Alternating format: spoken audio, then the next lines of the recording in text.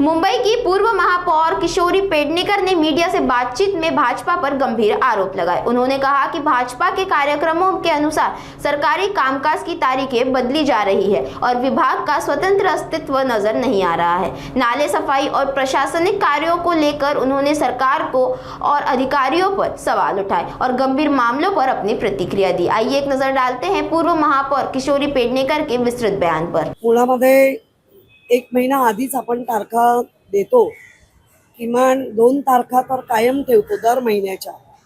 परंतु आता असं लक्षात येत आहे, भारतीय जनता पार्टीचा कार्यक्रम असला की महापौर डायरेक्ट तारखा बदलून मोकळे होतात।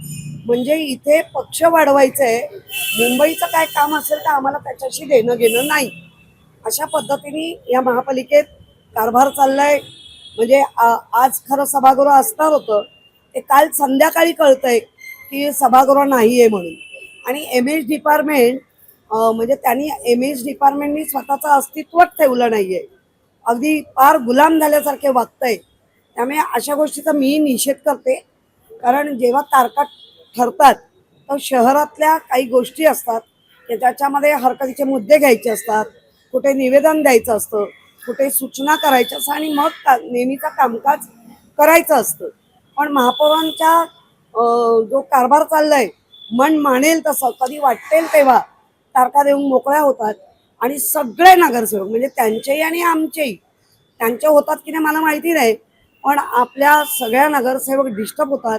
तयारी केलेली असते, पूर्ण डिस्टर्ब होऊन जातात आणि मग प्रश्न पडतो की हा मुंबईच्या महापौरांना नगरसेवकांना डिस्टर्ब करून पक्षीय राजकारण करायचंय का? की महापौर म्हटल्यानंतर जर तुम्ही आमचा पण रेकॉर्ड काढा, आम्ही त्यावेळेला पण विरोधकांना विश्वासात घेऊन, म्हणजे अगदी आमच्याकडे मनोज कोटक येत होते, ते विरोधक नव्हते, ते आमचे बरोबर होते पण विरोधाची भूमिका करत होते। मग प्रभाकर शिंदे असतील किंवा रवी राजा असेल किंवा आता त्या जाधव राखी जाधव, विचारा त्यांना, त्या तिकडेच बसले जातात। असं कधीही राजकारण एवढ्या टोकाला जाऊन होत नव्हतं। राजकारण सगळेच करतात, वाटेल तशा तारखा बदलतायत, वाटेल त्या आणि लोकांचं खच्चीकरण करतायत आणि काय मन मानेल। महापौर जरा नियमाने चाला, नियमाने